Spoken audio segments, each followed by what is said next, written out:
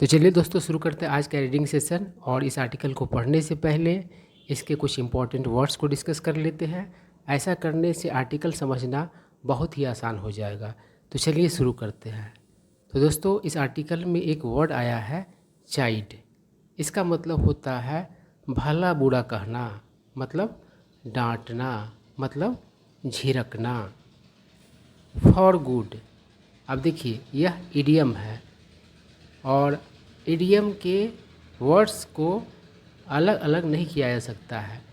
सारे वर्ड्स मिला करके एक सिंगल मीनिंग देते हैं। तो अगर आप फॉर को अलग समझेंगे और गुड को अलग समझेंगे और अर्थ लगाएंगे तो वो अर्थ नहीं निकलेगा जो कि इडियम का अर्थ होता है। ठीक है ना। तो फॉर गुड का अर्थ होता है परमानेंटली, मतलब हमेशा के लिए। उसके बाद है रिकिंडल। इसका मतलब होता है फिर से सुलगाना। ठीक है, खास करके कोई फीलिंग्स को फिर से एक्टिव कर देना। कोई चीज़ होता है तो उससे क्या होता है कि आपका फीलिंग्स रिकिंडल हो जाता है, मतलब आपके भावनाएं जो है फिर से सुलग जाते हैं। उसके बाद है रिकनसाइल। इसका मतलब होता है अप्रिय हालात को जिसे आप बदल नहीं सकते हैं उसे स्वीकार कर लेना। ठीक है, इसके और भी अर्थ है लेकिन यहाँ पर यही अर्थ है। उसके बाद है शेड टीयर्स। इसका अर्थ होता है आंसू बहाना। रिकॉल, बहुत सारे लोग कहेंगे रिकॉल का अर्थ होगा फिर से कॉल करना, लेकिन रिकॉल का अर्थ होता है याद करना, स्मरण करना। और इसके और भी अर्थ होते हैं लेकिन ज़्यादा अर्थ पर हमें नहीं जाना है, फिर आर्टिकल समझना हमारे लिए मुश्किल हो जाएगा। ठीक है, तो रिकॉल का यहाँ पर क्या अर्थ है? याद करना, स्मरण करना। एडीज, इसका मतलब होता है कहावत। उसके बाद है रिसाइट। इसका मतलब होता है सुनाना, जैसे कि रिसाइट अ पोअम, मतलब कि कविता सुनाना। उसके बाद है शेवर। इसका मतलब होता है अलग करना, है ना, काट कर अलग करना। ठीक है, और इससे ही मिलता जुलता एक वर्ड होता है, उसमें ई लगा हुआ रहता है ना, मतलब ये इसी वर्ड में अगर आप ई लगा दीजिएगा तो एक अन्य वर्ड बनता है और उसका अर्थ होता है तगड़ा, गंभीर। जैसे कि शिवर मतलब कि पेन है तो क्या है? तगड़ा दर्द है ना। तो सिर्फ ई लग जाने से और हट जाने से अर्थ में बहुत ज़्यादा बदलाव आ जाता है ना। उसके बाद क्या है वॉइड। इसका मतलब होता है खालीपन, है ना। जैसे कि किसी के जीवन में किसी के चले जाने से क्या होता है? एक वॉइड आ जाता है, एक खालीपन सा आ जाता है। ठीक है, अब चलिए आर्टिकल पढ़ते हैं। ढेर सारे न्यू वर्ड्स हम लोगों को सीखने को मिलने वाले हैं और स्टोरी भी बहुत ही इंटरेस्टिंग है। यह स्टोरी मतलब कि बेटी के बारे में है कि बेटी ससुराल चल जाती है तो किस तरह का फीलिंग एक पिता को होता है। तो स्टोरी बहुत ही इंटरेस्टिंग है, सबके घर की कहानी है यह। चलिए पढ़ते हैं क्या कह रहा है। A few days after his daughter got married, my close friend called me up thanking me for attending the wedding. यहाँ तक है सेंटेंस। चलिए इसका हम लोग हिंदी समझने की कोशिश करते हैं। तो क्या कह रहा है कि उसके बेटी के विवाह हो जाने के कुछ दिनों बाद मेरे करीबी दोस्त ने मुझे कॉल अप किया। कॉल अप करने का यहाँ पर अर्थ है किसी को फ़ोन करना। थैंकिंग मतलब धन्यवाद कहते हुए, फॉर अटेंडिंग द वेडिंग मतलब कि शादी समारोह को अटेंड करने के लिए, यही सेंस है। देखिए यहाँ पर एक बात सीखने वाला है। बहुत लोग कहता है कि हम शादी में गए थे, है ना, तो इंग्लिश में बोल देता है, मतलब कि मैरी में गए थे, मैरिज में गए थे, है ना। तो मैरिज में जाते थोड़ी है, वेडिंग में जाते हैं। मैरिज तो दो लोगों का होता है, तो उसमें आप जाकर क्या कीजिएगा, है ना। आप कहाँ जाइएगा, तो वेडिंग में जाइएगा। वेडिंग जो होता है शादी समारोह, तो वहाँ जाते हैं लोग गेस्ट बन करके, ठीक है ना। तो कभी नहीं कहना है कि मैरिज में गए थे, है ना, वेडिंग में गए थे, ये कहना है। उसके बाद क्या करा, आई चाइडेड हिम, मतलब मैंने उसे भला बुरा कहा, मतलब उसे झिड़का। उसके बाद क्या करा, what is there to thank me for, मतलब मुझे धन्यवाद कहने में क्या रखा है, मतलब मुझे धन्यवाद आखिर क्यों कह रहे हो, यही सेंस है। It was my moral obligation, obligation मतलब होता है दायित्व, to be with you on this sacred occasion, sacred occasion मतलब कि पावन अवसर, मतलब मेरा नैतिक दायित्व था तुम्हारे साथ होना इस पावन अवसर पर। आगे बढ़ते हैं।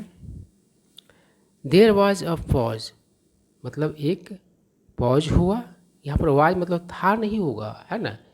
देखिए बी का ही फॉर्म क्या होता है, बी ई बी, बी मतलब होता है होना, इसी का हो जाता है am is are was were been being, है ना। तो होने की बात कर रहा है ना। तो क्या कर रहा है कि एक पॉज हुआ, पॉज होने का मतलब क्या है, ठहराव। तो मतलब कि बोलने में भी ठहराव हो जाता है, और कोई काम कर रहे होते हैं उसमें भी ठहराव हो जाता है। तो यहाँ पर पॉज का सेंस क्या होगा, चुप्पी होगा, तो एक चुप्पी हो गया, यही सेंस है। एंड देन, और तब, ही बिकेम इमोशनल, और उसके बाद क्या हुआ, वह भावुक हो गया। सेइंग डैट, कहते हुए कि ही एंड हिज वाइफ, वह और उसकी पत्नी, वर मिसिंग देयर डॉटर, मतलब अपने पुत्री को, अपने बेटी को मतलब मिस कर रहे थे, मतलब उनका कमी महसूस कर रहे थे। मिस मतलब होता है कमी महसूस करना, कमी अनुभव करना। And could not reconcile themselves to the fact, और मतलब कि वे लोग स्वीकार नहीं मतलब कि कर पाए टू द फैक्ट, मतलब उस सच्चाई को, डैट कि she had gone to her new home for good, कि वह जा चुकी थी अपने नए घर फॉर गुड, मतलब परमानेंटली, मतलब हमेशा के लिए। यहाँ पर आप लोगों का क्लियर हो गया होगा फॉर गुड का क्या सेंस होता है। और वैसे हम लोग पहले ही डिस्कस कर चुके हैं कि फॉर गुड का अर्थ होता है परमानेंटली, मतलब हमेशा के लिए। और इस सेंटेंस में यह बहुत ज़्यादा क्लियर हो गया। चलिए आगे बढ़ते हैं। करा आई गेस, मतलब मैं अनुमान करता हूँ। He called me to express his feelings, कि मतलब उसने मुझे बुलाया अपने फीलिंग्स को व्यक्त करने के लिए। एंड फेल्ट लाइटर, और मतलब हल्का महसूस किया। After shedding a few tears, मतलब कुछ आंसू बहाने के बाद। This made me emotional too, मतलब इस चीज़ ने मुझे भी भावुक कर दिया। And memories of my daughter's departure, और मेरे बेटी के विदाई का याद। After her wedding were rekindle, मतलब उसके शादी के बाद मेरी बेटी का जो विदाई था वह भी क्या हो गया, कर दिया गया, तो रिकिंडल कर दिया गया, पैसिव में यहाँ पर है ना। तो रिकिंडल्ड हो गया वो चीज़, मतलब कि फिर से ताज़ा हो गया, वो जो फीलिंग्स था वो फिर से एक्टिव हो गया, कर दिया गया, है ना। आई क्या कह रहा, I recalled how happy we were, recall मतलब होता है याद करना, तो मैंने याद किया कि हम लोग कितना खुश थे। When our daughter came into our lives, जब हमारी बेटी हमारे जीवन में आई। I use to put her to sleep, देखिए पुट टू स्लीप का अर्थ सुलाना होता है, बेहोश करना भी होता है, और मतलब कि मौत दे देना भी होता है, मतलब मौत का नींद सुला देना भी होता है। ठीक है, तो यहाँ पर सुलाने की सिर्फ बात है, कई तरह कर देते हैं पुट टू स्लीप। तो क्या कर रहा है, I use to put her to sleep, मतलब मैं उसे सुलाया किया करता था। विथ द म्यूजिक ऑन, मतलब यानी कि म्यूजिक के साथ, मतलब कि बाजा बजाने के साथ। ठीक है, आई क्या कर रहा है, फ्रॉम राइड्स इन अ पेरेम्बुलेटर। देखिए पेरेम्बुलेटर जो होता है एक मतलब कि आप मतलब कि गाड़ी होता है जिसे ठेलता रहता है गार्जियन लोग, मतलब कि बड़ा आदमी कोई, और बच्चा उस पर बैठा रहता है और उसको घुमाता रहता है। देखते हैं ना, कुछ एक छोटा सा गाड़ी रहता है, उस पर बच्चा को बैठा करके बहुत सारे लोग घुमाते रहते हैं, वही पेरेम्बुलेटर होता है। तो क्या कर रहा है, फ्रॉम राइड्स इन अ पेरेम्बुलेटर, मतलब कि एक पेरेम्बुलेटर में सवारी से सी ग्रेजुएटेड टू अ वॉकर। देखिए ग्रेजुएट का मतलब यहाँ पर ग्रेजुएशन करना नहीं है, ग्रेजुएट करने का यहाँ पर सेंस है यानी कि सरल अवस्था से, मतलब कि टफ अवस्था की ओर बढ़ना, है ना। जैसे कि सिंपल सिंपल क्वेश्चन आप बना रहे हो फिर टफ टफ क्वेश्चन बनाने लगे, तो वही सेंस हो रहा है।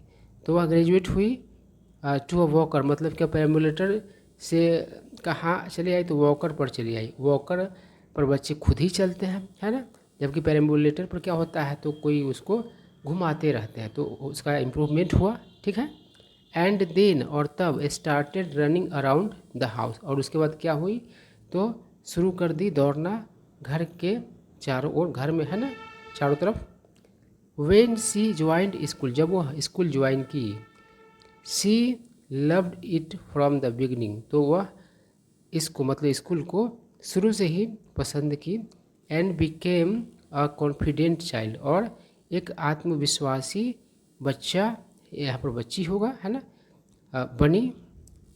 आई क्या करा, seeing a spark of music in her, मतलब उसमें म्यूजिक के प्रति जोश देखकर, स्पार्क देखकर, आई हायर्ड अ ट्यूटर, मैंने एक ट्यूटर रखा, who not only taught her how to play the harmonium, जिसने ना सिर्फ उसे सिखाया कि कैसे हारमोनियम बजाया जाता है, बट ऑल्सो ट्रेंड हर, और ना सिर्फ उसको मतलब कि हारमोनियम बजाना सिखाया बल्कि उसे ट्रेन भी किया। किस चीज़ में, तो इन क्लासिकल वोकल सिंगिंग। ठीक है, तो दोनों काम मतलब कि वो किया, मतलब कि हारमोनियम बजाना भी सिखाया और ट्रेनिंग भी दिया, उसे ट्रेंड बनाया किस में, तो क्लासिकल वोकल सिंगिंग में।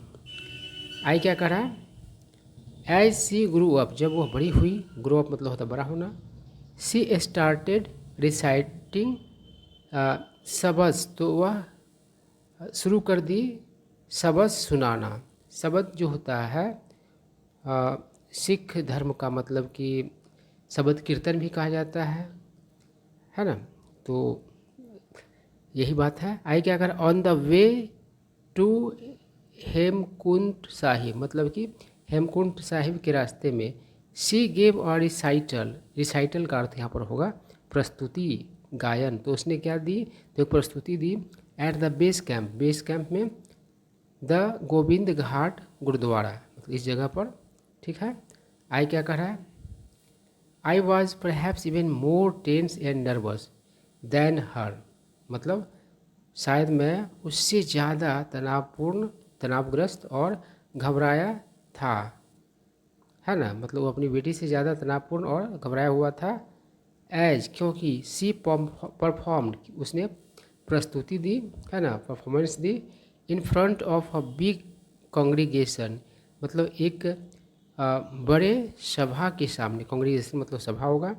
At the end of it, मतलब कि उसके रिसाइटल के समाप्ति पर, आई फेल्ट लाइक, मैंने महसूस किया, लाइक एनी फादर, मतलब किसी भी पिता की तरह, है ना, whose daughter makes him proud, जिसकी बेटी उसे मतलब कि गर्वान्वित करती है, मतलब गर्व महसूस करवाती है, वैसा ही मैंने भी क्या किया, तो महसूस किया, यही सेंस है।